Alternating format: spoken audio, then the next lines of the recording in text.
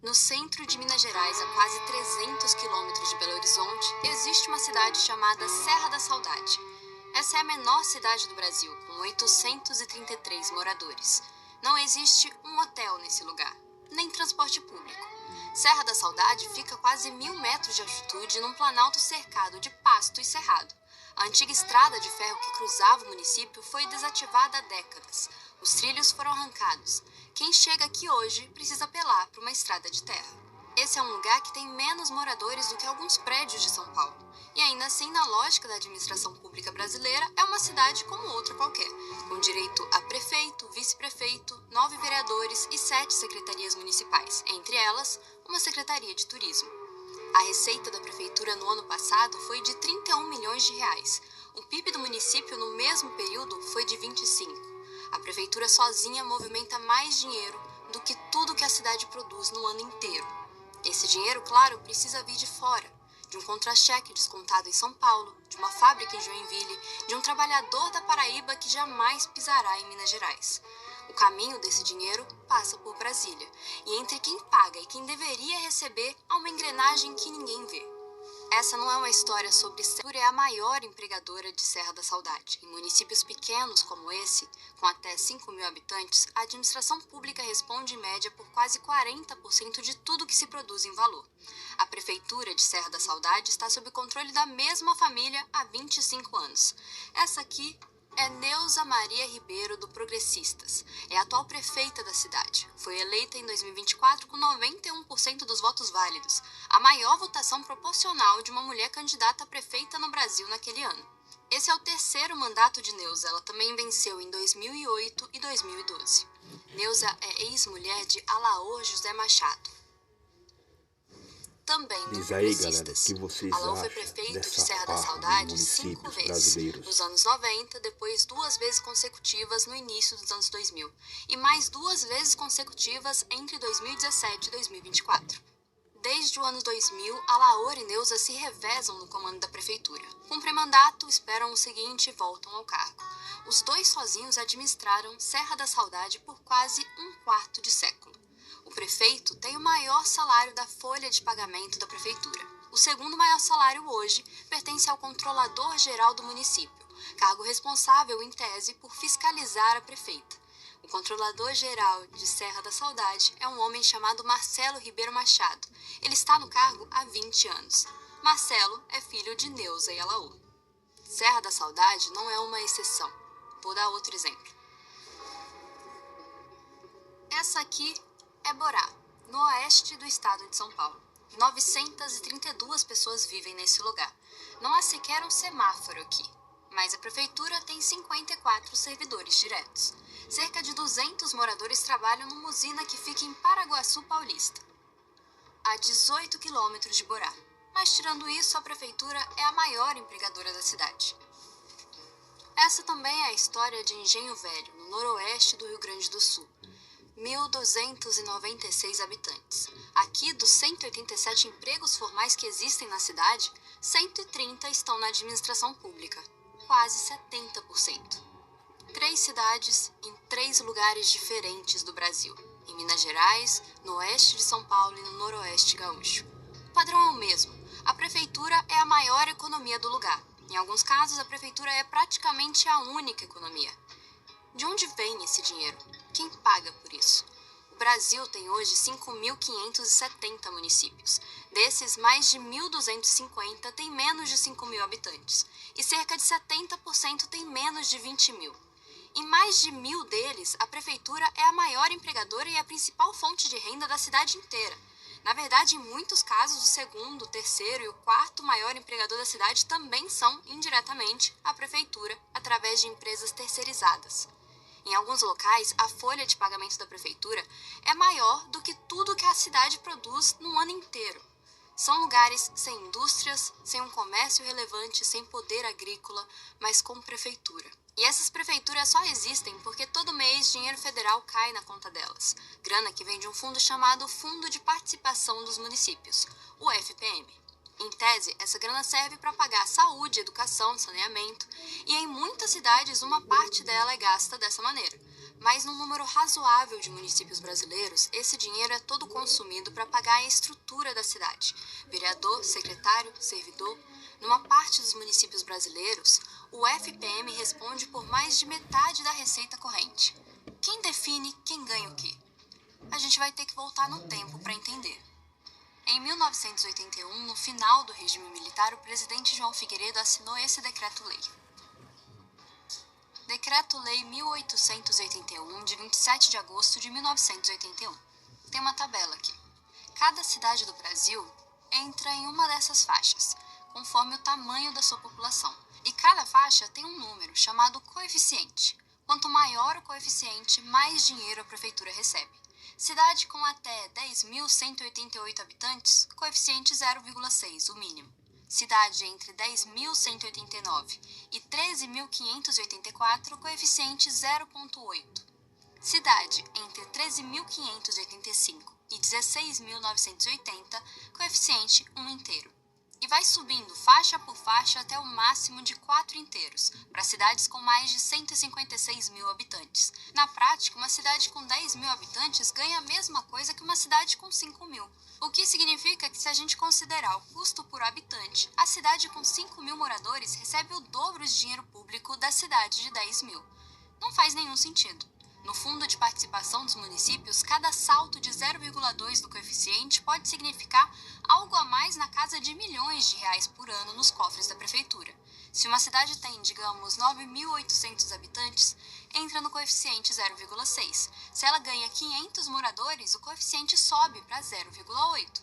Esses 500 moradores representam alguns milhões de reais a mais por ano. É claro que essa matemática gera incentivos muito ruins.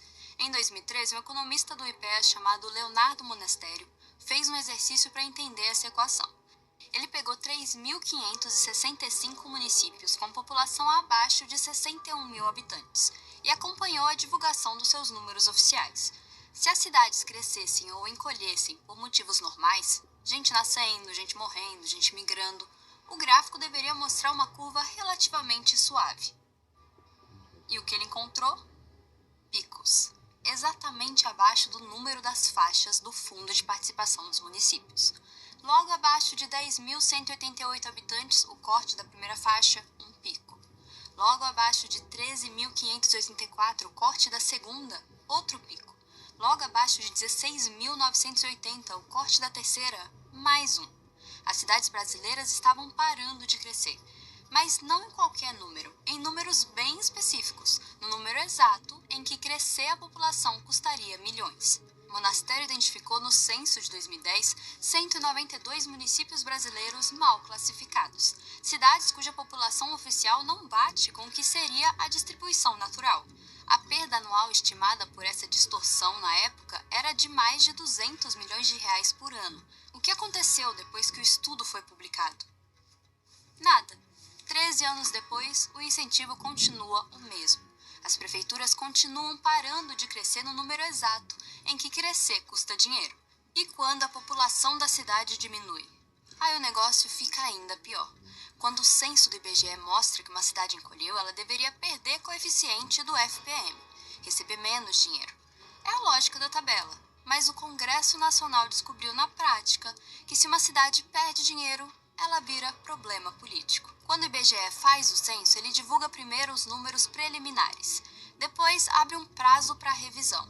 E aí os telefones das salas do IBGE começam a tocar. De tudo que é lugar do país, os prefeitos exigem recontagem. Mandam advogado, ameaçam. No último censo de 2022, mais de 2.000 cidades brasileiras encolheram em comparação com o censo anterior. Sem regra de transição, 863 municípios perderiam coeficiente do FPM. Só que no mesmo dia que o censo saiu, o presidente Lula sancionou a Lei Complementar 198, que evitou a queda imediata e criou uma transição de 10 anos. E é fácil apontar o dedo só para o Lula, mas a lei foi de autoria de Efraim Filho, do União Brasil da Paraíba. Quem relatou o projeto no Senado foi Rogério Marinho, do PL, do Rio Grande do Norte, da oposição. A votação no Senado foi de 67-0, unanimidade.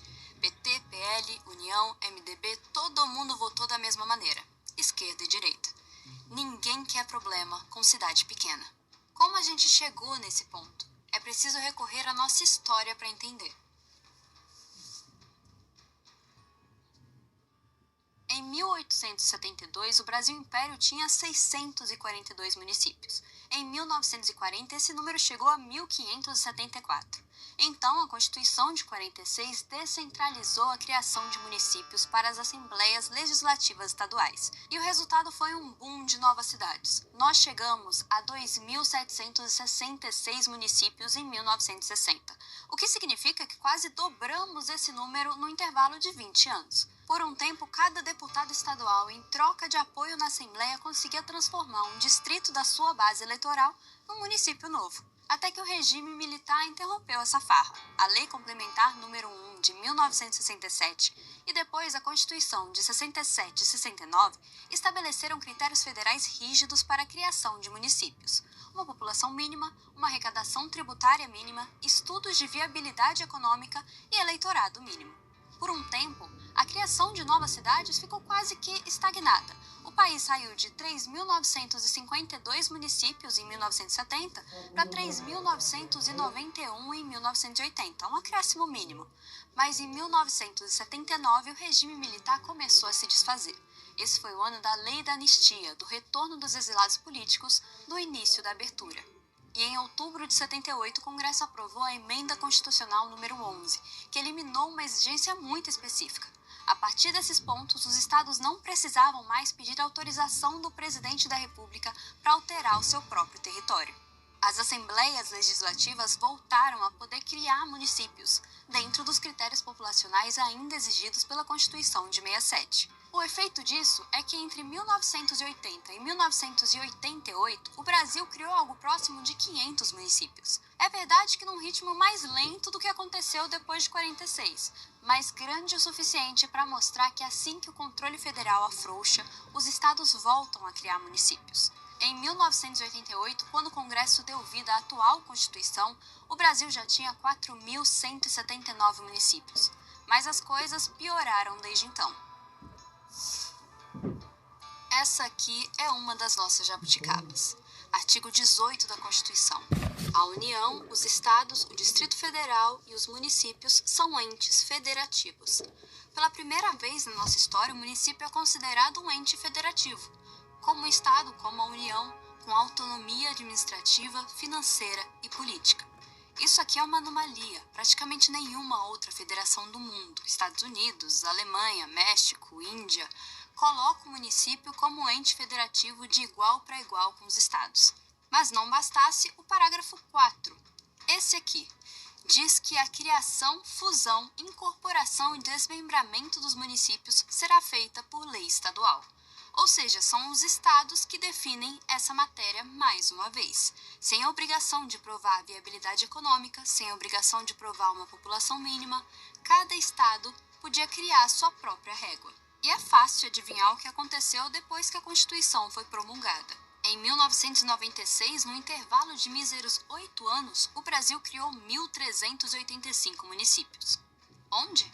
Pelo país inteiro, mas só o Rio Grande do Sul criou 153 municípios nesse período, quase 20% do total. Ninguém criou mais cidades que os gaúchos. Olha bem esse pedaço do Brasil. Serra Gaúcha, Vale do Taquari, noroeste do Rio Grande do Sul. Se a gente pegar os 20 municípios brasileiros com a maior proporção de idosos, 19 estão concentrados aqui. Coqueiro Baixo em primeiro lugar, 1.290 habitantes. Para cada 100 crianças com até 14 anos, Coqueiro Baixo tem 277 idosos, 5 vezes a média nacional. Essa é uma cidade que exporta filho e importa avô. Quase todos os 19 municípios desse anel funerário gaúcho, esse cinturão de cidades envelhecidas, foram criados depois de 1988. Coqueiro Baixo, por exemplo, foi desmembrada em 1996. Quando a curva demográfica já apontava para a extinção, a cidade foi criada como um município já em colapso. Tocantins, que tinha sido recém-criado como um estado em 1988, passou de 79 para 139 municípios nesse período. Houve crescimento no Piauí, em Santa Catarina, em Minas, pelo país todo. Como são essas novas cidades? A maior parte tem menos de 10 mil habitantes, ou seja, estão exatamente na faixa do FPM, que recebe o coeficiente máximo de retorno por habitante. O Brasil experimentou a maior onda de fragmentação municipal da sua história, tudo perfeitamente legal.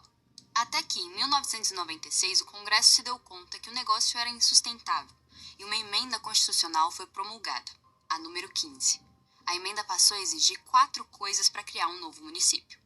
Primeiro, uma lei complementar federal definindo o período em que isso pode ser feito. Depois, uma lei estadual específica. Então, um estudo de viabilidade municipal. Por último, um plebiscito com a população envolvida. O problema é que a tal lei complementar federal, a exigência número 1 dessa lista, nunca foi promulgada. Tecnicamente, o Brasil tem um dispositivo constitucional em vigor há 30 anos que não pode ser aplicado porque a lei regulamentadora não existe. E não foi por falta de tentativa.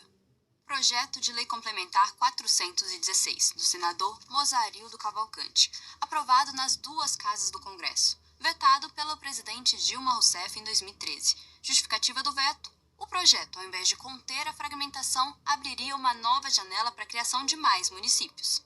Projeto de Lei Complementar 397, 2014, mesma autoria, aprovado pela Câmara, vetado em agosto, mesma justificativa. Projeto de Lei Complementar 137, 2015, do senador Flecha Ribeiro, aprovado em comissão, pronto para o plenário desde 2017. Nunca votado, caducou. Em abril desse ano, finalmente, depois de 30 anos, veio uma lei complementar, a Lei Complementar 230, de 15 de abril de 2026. O problema é que ela só regulamenta uma coisa, o desmembramento parcial, que é quando uma cidade transfere um pedaço do seu território para a cidade vizinha. Fusão integral, incorporação total, ou seja, juntar 2 cidades numa só, continua sem um rito legal. Não dá para fazer. A lei que deveria permitir isso simplesmente não existe. A verdade é que os incentivos para a fusão dos municípios são baixíssimos. Olha o mapa. Essas aqui são União da Serra e Itapuca, no Rio Grande do Sul. Cidades vizinhas. A divisa entre elas é o Rio Pulador, que despenca numa cachoeira bem no limite dos 2 municípios. União da Serra tem 1.170 habitantes, Itapuca 1.937. Se essas 2 cidades virassem uma só, o novo município teria pouco mais de 3 mil habitantes, ou seja, ainda estaria na faixa de menos de 10 mil habitantes do FPM, coeficiente 0,6, o mesmo coeficiente que cada uma recebe hoje separadamente. Cidades pequenas, quando se fundem, perdem dinheiro do Fundo de Participação dos Municípios, porque o FPM é por município, não por habitante. 2 cidades pequenas separadas recebem mais do que uma cidade pequena unida. Esse é o primeiro motivo por que ninguém quer uma fusão, porque a regra do dinheiro federal pune esse movimento. O contrário também é verdade. Imagine um município com 20 mil habitantes. Coeficiente do FPM 1,2. Se um distrito desse município, com 6 mil habitantes, se emancipa, o que acontece? O município mãe fica com 14 mil habitantes. E cai para a faixa de coeficiente 1. O novo município com 6 mil entra no piso de coeficiente 0,6. A soma dos dois dá 1,6. Antes da emancipação, a cidade tinha 1,2. A região dividida passou a deter na soma um coeficiente 33% maior, sem que tenha produzido um único habitante, R$1 a mais de arrecadação ou 1 quilômetro de estrada. Para piorar, quando 2 cidades muito pequenas se fundem, nós estamos falando de um prefeito a menos, um vice-prefeito a menos, de 9 a 12 vereadores a menos, de 5 a 8 secretários municipais a menos, entre 30 a 60 cargos comissionados a menos, um contador externo a menos, um contrato de sistema de gestão a menos, um escritório de advocacia a menos. Cada vaga a menos atinge uma pessoa que hoje está empregada, com nome, com família, com telefone de um deputado federal influente. Num país em que a Constituição exige plebiscito para qualquer fusão municipal, essas pessoas têm voz e por isso tem como impedir esse movimento. Qual é o custo de tanto município pequeno? É difícil medir, mas vamos tentar encontrar algum contexto. O Brasil tem 7,6 milhões de pessoas ocupadas na administração municipal das 5.570 prefeituras do país. Para colocar em perspectiva, a União tem 1,3 milhão de servidores. Os estados somados têm 3,6. Ou seja, municípios têm mais servidores que a soma do governo federal e de todos os estados brasileiros. Quase 60% de todos os vínculos públicos do país estão nos municípios. E o custo? A folha pública municipal consome algo perto de 4% do PIB do Brasil todos os anos. Essa é uma estimativa do IPEA. São centenas de bilhões de reais por ano só com as folhas das prefeituras. E uma parte significativa disso é gasto em municípios que não entregam nada além da própria estrutura. Em parte importante desses lugares, o Fundo de Participação dos Municípios responde por mais da metade da receita corrente. E o FPM é só uma transferência. Quando você soma todas as transferências constitucionais, FPM, cota-parte do ICMS, cota-parte do IPVA, Fundeb, os repasses do SUS, as transferências do Fundo Nacional de Assistência Social, descobre que 80% dos municípios brasileiros são dependentes dessas transferências em mais de 3/4 das suas receitas totais. Mais de 4 em cada 5 municípios brasileiros são, do ponto de vista fiscal, organismos que operam como unidades de gasto sustentadas pela União, sem autossuficiência econômica, sem condições de prestar os serviços que a Constituição atribui a eles, como saúde básica, educação infantil e fundamental e saneamento. Isso acontece porque uma imensa parcela do dinheiro que chega nessas cidades é consumida antes pela própria estrutura administrativa da cidade. E de onde vem esse dinheiro? Grande parte vem do imposto de renda e do imposto sobre produtos industrializados, o IPI. Esses são os dois tributos que sustentam o Fundo de Participação dos Municípios. O FPM foi criado em 1965, durante a reforma tributária do regime militar. Naquele momento, o objetivo era redistributivo. A lógica era: o Sudeste concentra a renda formal e o parque industrial do país. Portanto, é no Sudeste que se arrecada a maior parte do imposto de renda. Uma cidade do sertão paraibano ou da zona da mata de Pernambuco não tem uma base econômica para sustentar um posto de saúde, uma creche ou uma rede de esgoto. Sem a transferência da União, essas cidades simplesmente não funcionariam. O problema é que quando você acompanha o trajeto do dinheiro pago por um trabalhador de São Paulo até a conta da prefeitura de uma cidade de 1.800 habitantes no sertão da Paraíba, descobre que a maior parte desse dinheiro não vira posto de saúde, creche ou rede de esgoto. Vira folha de pagamento da própria máquina administrativa que toca o município. O trabalhador do Rio, de Belo Horizonte, de Salvador, paga. O morador pobre da cidade pequena, em tese, deveria receber. Mas entre um e o outro, existe uma engrenagem política que captura a transferência antes dela chegar ao destino. E essa é só a metade do problema. A gente ainda precisa olhar para quem paga essa conta. Porque o trabalhador de São Paulo não é necessariamente um sujeito que tem dinheiro, privilegiado pelo poder público. Numa cidade como São Paulo, ele pode perfeitamente ser alguém que sai de casa às 5h30 da manhã, da periferia da cidade, que pega um ônibus até a estação de trem, pega o trem lotado, em pé, por 1h30, chega no trabalho às 8, trabalha o dia inteiro no balcão, volta no mesmo trem à noite e chega em casa às 10. A casa dele fica num bairro que não tem rede de esgoto. O esgoto escorre para uma vala e, quando chove demais, a vala transborda e entra no quintal. O posto de saúde do bairro abre 3 dias por semana. Quando o filho tem febre, a fila do postinho demora 8 horas. Todos esses são problemas muito comuns nas cidades grandes, que custam caro para resolver, porque cidade grande tem escala. Construir uma rede de esgoto em São Paulo custa bilhões. Manter 1.000 escolas funcionando com merenda, com material, com professor, custa uma fortuna. E é aí que mora o problema. A fórmula do FPM é regressiva em relação ao tamanho do município. Um habitante de São Paulo recebe uma fração do que recebe um habitante de uma cidade de 1.000 pessoas no interior. A cidade grande, que arrecada grande parte do imposto que sustenta o FPM, é pouco atendida pelo dinheiro que ela mesma ajuda a gerar. Esse desenho foi pensado assim em 1965, com a ideia de que os municípios pequenos precisam de transferências maiores para sobreviver. O problema é que em 1965, o Brasil ainda era, em grande parte, um país rural. Mais da metade da população vivia no campo ou em vilarejos. As metrópoles existiam, mas não eram tão grandes quanto hoje. Nem tinham os mesmos problemas. 60 anos depois, mais de 85% dos brasileiros vivem em cidades. As periferias das nossas metrópoles concentram populações enormes. A favela de Paraisópolis tem 100.000 moradores, mais que o município médio brasileiro. Heliópolis tem 200 mil. Mas a fórmula do FPM continua operando como se o país ainda fosse o mesmo de 1965.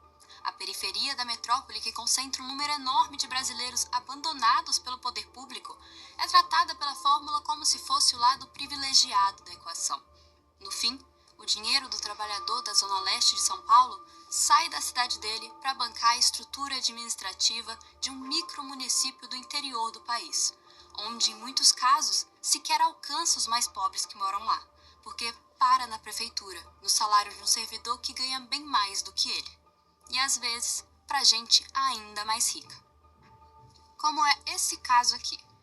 Tucano, sertão da Bahia, 48 mil habitantes. Em junho de 2024, a cidade promoveu uma festa chamada Arraiá das Águas Quentes, no distrito de Caldas de Jorro.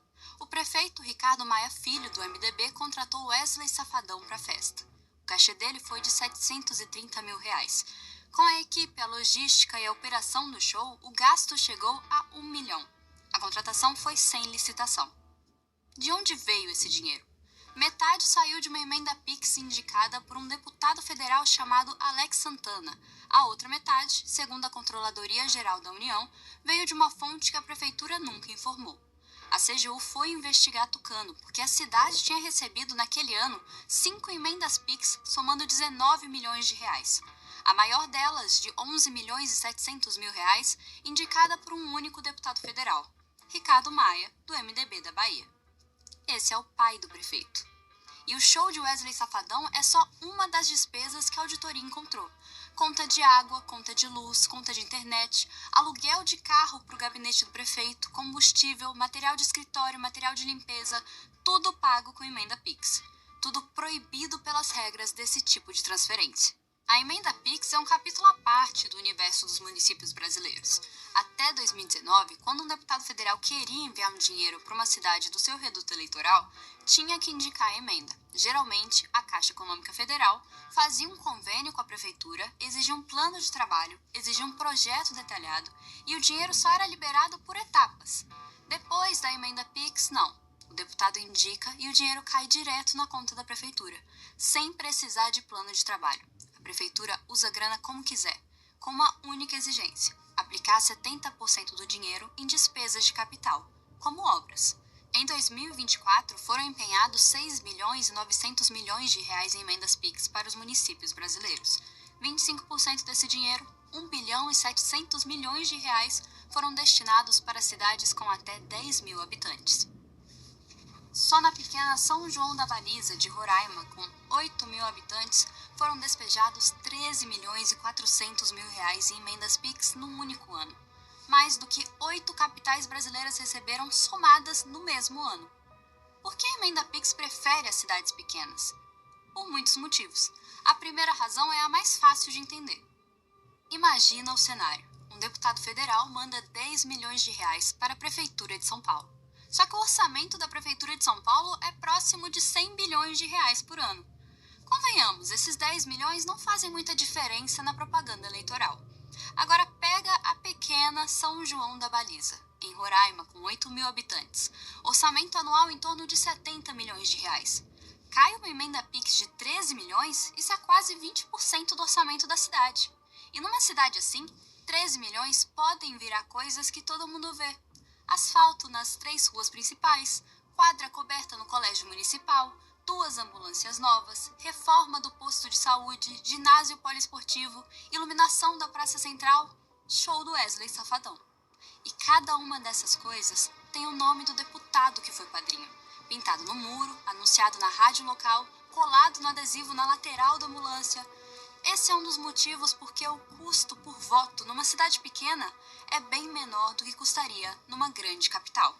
Além disso, o município pequeno não costuma ter uma estrutura administrativa para resistir a essa captura política. Não tem Ministério Público local atuante. Quando muito, tem uma promotoria itinerante que cobre 5, 10 cidades e visita cada lugar uma vez por ano. Cidade pequena não tem imprensa local independente. Quando muito, tem um perfil no Instagram, muitas vezes contratado pela prefeitura. Também não tem Câmara de Vereadores capaz de fiscalizar. Em municípios pequenos, o regimento da Câmara prevê uma sessão ordinária por semana, geralmente nas segundas-feiras à noite, descontados os recessos de janeiro e julho. Isso dá cerca de 40 sessões por ano. E essas 40 sessões, em geral, duram 2 horas para fazer homenagem, escolher nome de rua, publicar moção de pesar pelo falecimento de algum morador. Para piorar, a Câmara é, na maioria das vezes, composta por parentes e aliados do prefeito. No fim, a emenda PIX entra na conta da prefeitura. A prefeitura escolhe a empresa que vai executar a obra. A empresa contratada muitas vezes é ligada à família do prefeito, ou ao próprio deputado, ou ao grupo político dele. O preço é bem acima do que se cobra no mercado e o dinheiro circula dentro do mesmo grupo político.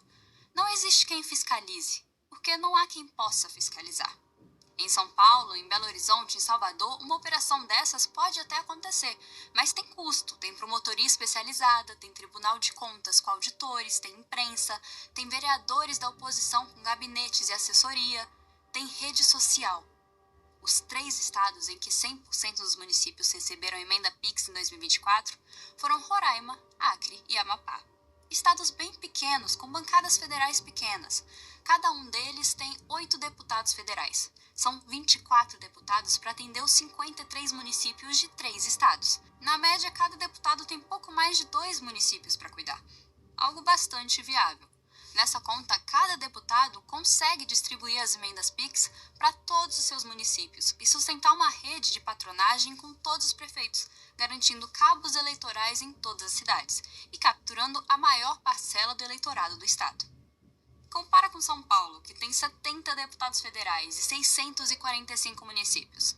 O cenário é bem diferente. São 9 municípios por deputado, e boa parte desses municípios são grandes demais para serem capturados por um único deputado. Só a capital tem mais de 11 milhões de habitantes. Roraima tem 716 mil moradores. O estado inteiro é menos populoso que a cidade de Guarulhos. Por isso, um modelo da emenda PIX funciona infinitamente melhor na escala de Roraima do que na escala de São Paulo. No ano passado, o STF determinou a suspensão dos repasses de emenda PIX para 9 dos 10 municípios que mais receberam esse tipo de recurso entre 2020 e 2024. Esses 10 municípios receberam somados mais de 724 milhões de reais nesses 5 anos. E só um deles, a cidade de São Paulo, passou no crivo da auditoria. Os outros 9 tiveram os repasses suspensos. A Controladoria Geral da União encontrou nesses municípios contratos sem licitação, obras paralisadas, objetos contratados que não foram entregues, superfaturamento, desvio de finalidade. Em maio, o TCU divulgou uma nova auditoria, coordenada com tribunais de contas dos estados. Foram analisadas emendas PIX de 21 estados brasileiros. Em mais de 90% delas, foi encontrada alguma irregularidade. Esse é o quadro. Cidade pequena, dependência crônica de FPM, emenda PIX do deputado da região, frequentemente parente do prefeito. Dinheiro cai, festa acontece, cantor da moda chega num jatinho, decreto de estiagem fica pendurado na parede da prefeitura. No ano seguinte, a história se repete. Festa de 33 anos de emancipação, festa de 34, e assim por diante. E o que é uma cidade? Serra da Saudade é uma cidade? Borá é uma cidade? Engenho Velho é uma cidade? Juridicamente, sim. Cada uma tem prefeito, Câmara de Vereadores, lei orgânica, brasão municipal. Mas tem outra forma de fazer essa pergunta. A cada 10 anos, o IBGE publica um estudo chamado REGIC, Regiões de Influência das Cidades. A última edição é de 2018. O REGIC não pergunta o que diz a Constituição sobre o que é uma cidade. Pergunta para onde a vida circula no seu entorno. Para onde as pessoas se deslocam quando precisam de um hospital, para onde vão fazer uma faculdade, acessar um aeroporto, conseguir crédito num banco, encontrar um trabalho. A partir dessas perguntas, o IBGE monta um mapa, com uma hierarquia. Tem cidade que organiza fluxos econômicos para milhões de pessoas e tem cidade que não organiza fluxo nenhum, nem para sua própria população. Pelo REGIC, os nossos municípios se distribuem em 5 níveis. No topo estão as nossas 15 metrópoles: São Paulo, Rio, Brasília, BH, Salvador, Fortaleza, Curitiba, Manaus, Recife, Goiânia, Porto Alegre, Belém, Campinas, Vitória e Florianópolis. Abaixo delas estão as 97 capitais regionais, cidades médias que organizam regiões inteiras, como Ribeirão Preto, Londrina, Joinville, Feira de Santana, Caxias do Sul, Petrolina e Maringá. Abaixo das capitais regionais, os 352 centros sub-regionais, cidades menores, mas ainda com gravidade própria. Lajeado, Passo Fundo, Patos de Minas, Caruaru. Abaixo desses centros sub-regionais estão os 398 centros de zona, cidades pequenas que ainda funcionam como uma sede de microrregião. Reúnem comércio, serviços, postos avançados de saúde. Soma esses 4 níveis: 15, mais 97, mais 352, mais 398. Dá 862. 862 cidades brasileiras, segundo o IBGE, exercem alguma forma real de centralidade. E o resto? Os outros municípios brasileiros estão na última categoria do REGIC. São oficialmente centros locais. Centro local é a cidade que, nas palavras do próprio IBGE, exerce influência, quando muito, aos seus próprios limites territoriais. A sua importância nunca extrapola o município. A população desses lugares depende de outros centros urbanos de maior hierarquia para acessar bens e serviços e para consumir gestão pública.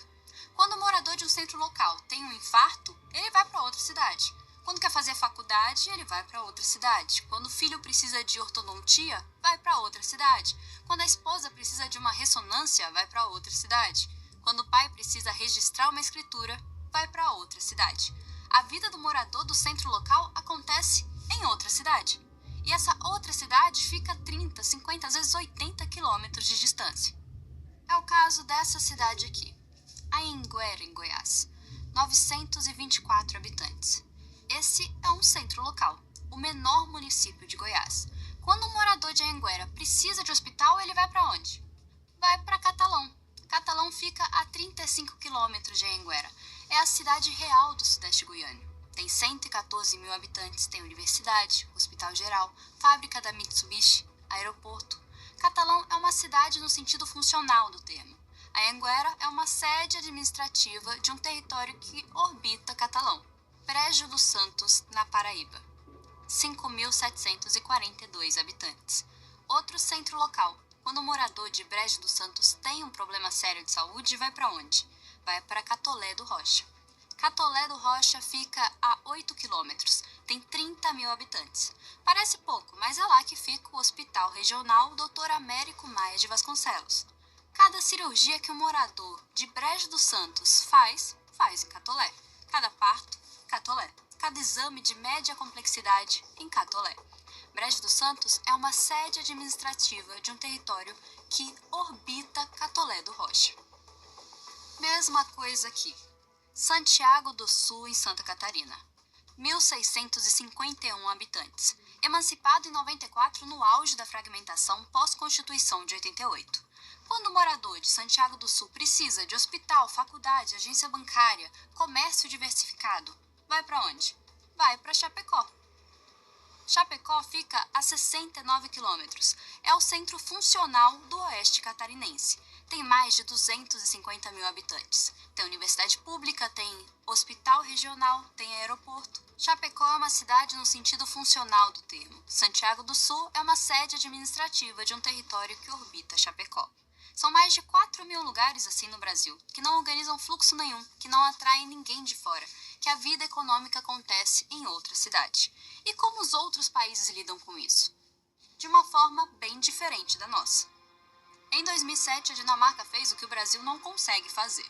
A reforma se chamou Strukturreform. O país tinha 271 municípios. Esse número caiu para 98 em pouco tempo. Houve uma redução de quase 70%. Como isso foi feito? Para ser um município, é preciso ter pelo menos 20 mil habitantes. Quem tem menos que isso tem que promover uma fusão com um vizinho. Os servidores não foram demitidos, foram transferidos.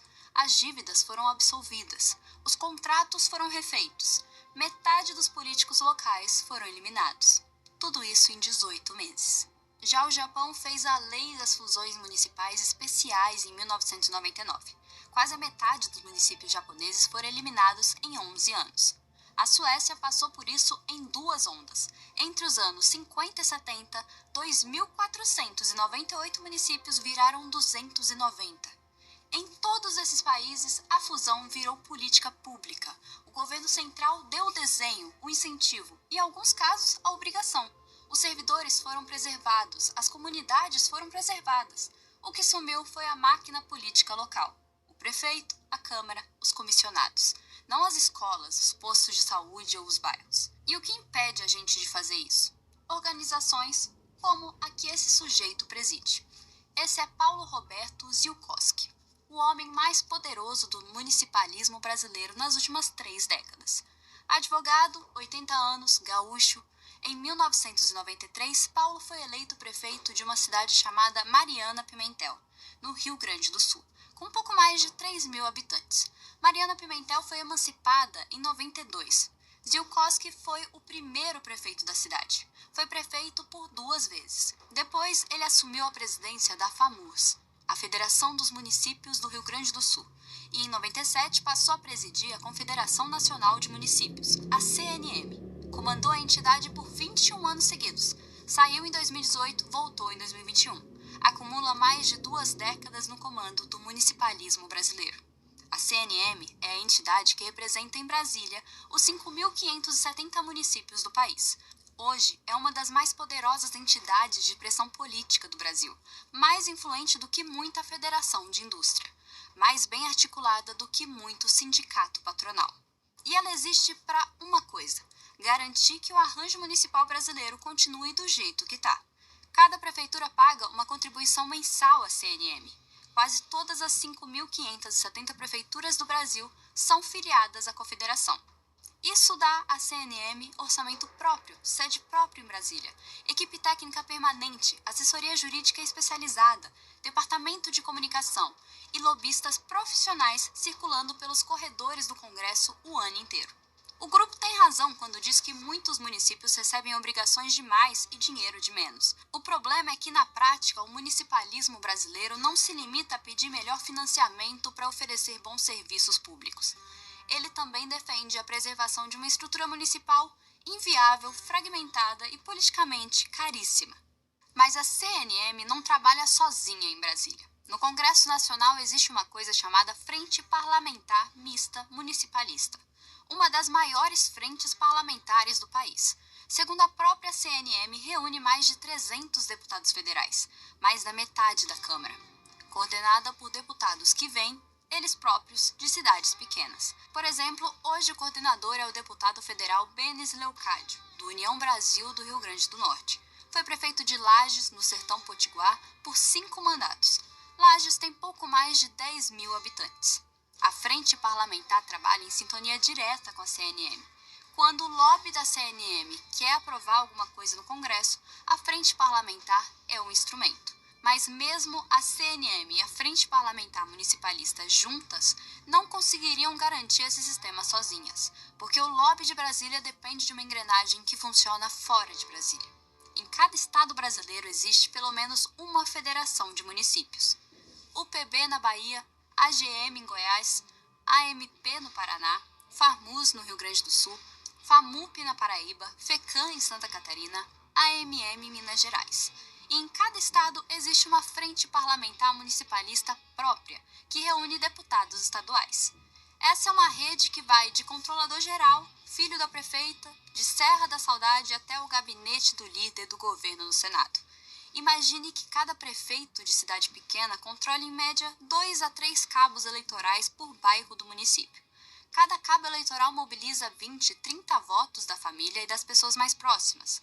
Numa cidade de 5.000 habitantes, com 3.000 eleitores, o prefeito consegue mobilizar diretamente uns 1.500 votos. 70% do eleitorado da cidade vota onde ele mandar. Esses 1.500 votos vão para o deputado estadual aliado. O deputado estadual aliado leva esses votos para o deputado federal aliado. O deputado federal aliado vota a favor das pautas da CNM no Congresso. A CNM, em troca, traz mais dinheiro federal para a prefeitura. O prefeito, com mais dinheiro federal, mantém empregada toda a rede de cabos eleitorais. Atende os pedidos da família, contrata o cunhado, emprega o sobrinho, vê o filho virar controlador geral. E o sistema gira. Multiplica isso por mais de 4.000 municípios pequenos no Brasil. Por que o nosso país sustenta tantas cidades que não são cidades de verdade? Acho que nesse ponto você já sabe a resposta. Porque cada um desses municípios produz emprego para alguém. Vereador, secretário, comissionado, servidor concursado, empresa terceirizada, cabo eleitoral, procurador, contador, advogado. Porque cada um desses empregos sustenta uma família. Porque cada uma dessas famílias vota. Porque cada um desses votos elege um deputado. Porque cada um desses deputados defende em Brasília a continuidade da estrutura que sustentou a família dele e a família do eleitor dele. E porque as entidades que ajudam a articular tudo isso promovem lobby em Brasília para a manutenção desse modelo falido de administração pública. E enquanto for assim, a história vai continuar do jeito que está. O ônibus sem ar-condicionado, lotado, saindo da periferia de uma grande cidade brasileira às 5h30 da manhã, com o trabalhador em pé, se segurando como pode, sem poder contar com o serviço público na esquina da sua casa. É ele quem paga